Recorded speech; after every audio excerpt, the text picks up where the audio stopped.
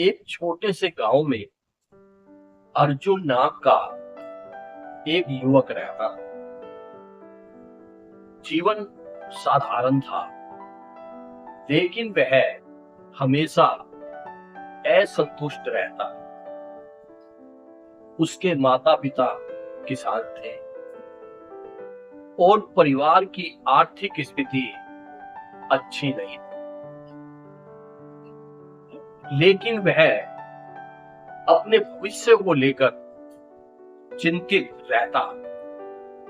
वह हर रोज खेतों में काम करता, लेकिन उसकी आंखों में एक सपना था, शहर जाकर एक बड़ा आदमी बनना। एक दिन अर्जुन ने अपने गांव के बुजुर्ग से सुना कि ध्यान करने से मन को शांति मिलती है और व्यक्ति अपने लक्ष्य को आसानी से प्राप्त कर सकता है। यह सुनकर उसने ध्यान की विधि जानने का निश्चय किया।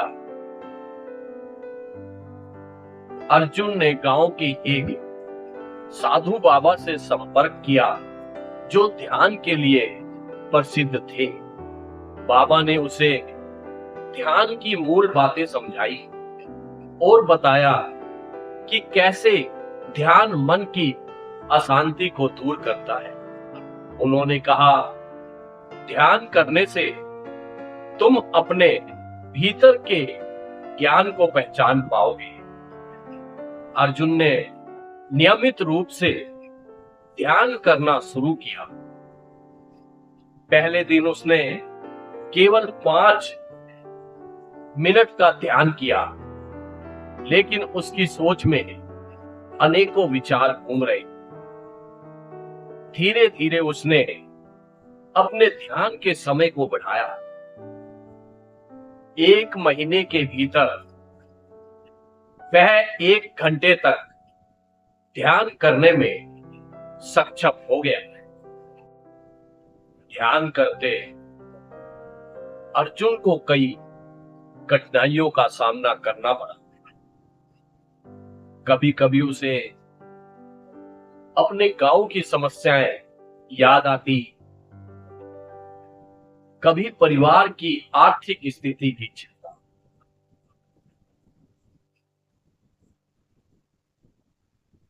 लेकिन उसने साधु बाबा के शब्दों को याद किया,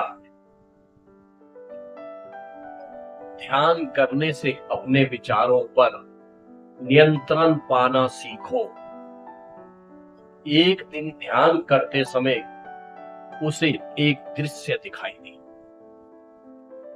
उसने देखा कि उसके परिवार को आर्थिक कठिनाइयों का सामना करना पड़ रहा है। इस दृश्य ने उसे विचलित किया, लेकिन उसने फिर भी ध्यान को जारी रखा।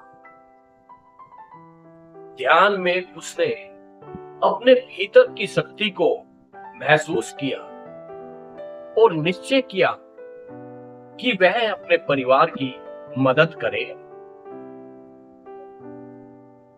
अर्जुन ने ध्यान के माध्यम से अपने आत्मविश्वास को बढ़ाया।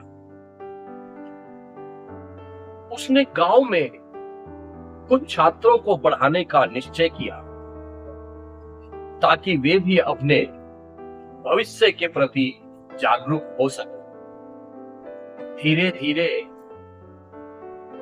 गांव के बच्चे उसकी ओर आकर्षित होने लगे। उन्होंने अर्जुन से पढ़ाई करने की इच्छा जताई। अर्जुन ने बच्चों को पढ़ाना शुरू किया। वह ध्यान के लाभों के बारे में भी उन्हें बताता। बच्चे ध्यान करने लगे और उनके जीवन में भी सकारात्मक परिवर्तन आने लगा। अर्जुन ने यह समझा कि ज्ञान का असली उद्देश्य दूसरों के साथ बांटना है। समय बीतता गया। अर्जुन ने अपनी मेहनत और ध्यान के माध्यम से गांव के बच्चों को सफल बनाया। कुछ बच्चे अच्छे कॉलेजों में गए, जबकि कुछ ने अपना व्यवसाय शुरू किया। अर्जुन की पहचान गांव में एक शिक्षण गुरु के रूप में होने लगी। एक दिन एक सफल व्यक्ति जो अर्जुन के गांव से था, उससे मिलने आया। उसने अर्जुन की मेहनत की सराहना की और उसे शहर में नौकरी की पेशकश की। अर्जुन ने विचार किया कि क्या उसे शहर जाना चाहिए या गांव में रहकर बच्चों को पढ़ाते रहना चाहिए। अंत में उसने निर्णय लिया वह गांव में ही रहेगा और ध्यान और शिक्षा के माध्यम से लोगों की मदद करे। ध्यान का गहरा अनुभव। एक दिन ध्यान करते समय अर्जुन ने अपने भीतर एक गहरा अनुभव किया। उसे यह एहसास हुआ कि असली सुख बाहरी चीजों में नहीं, बल्कि अपने भीतर की शांति में है।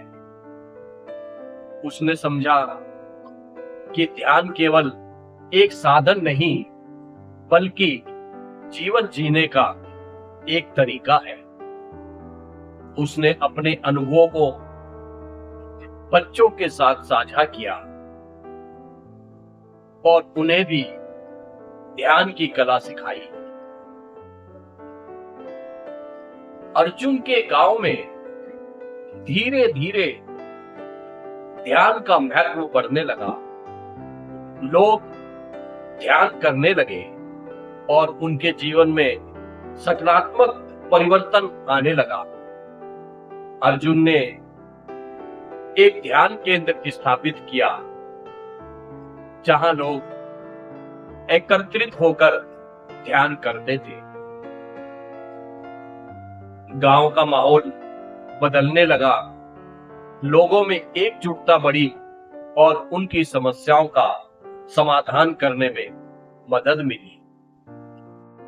समय के साथ अर्जुन ने अपनी मेहनत और ध्यान से न केवल खुद को बल्कि अपने पूरे गांव को बदल दी।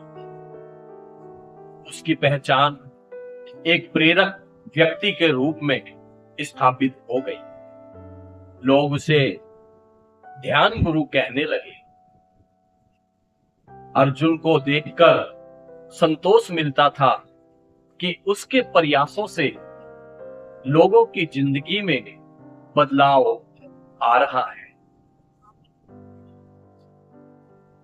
अर्जुन की कहानी हमें सिखाती है कि ध्यान केवल एक तकनीक नहीं, बल्कि जीवन को बदलने का एक तरीका है। ध्यान के माध्यम से हम अपने भीतर के ज्ञान को पहचान सकते हैं और अपने सपनों को साकार कर सकते हैं।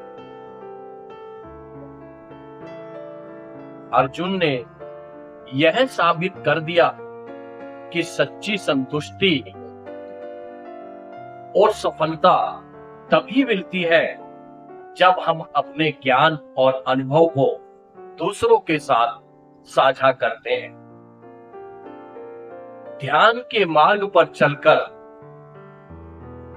अर्जुन ने ना केवल अपनी जिंदगी बदली, बल्कि अपने गांव को भी एक नई दिशा दी।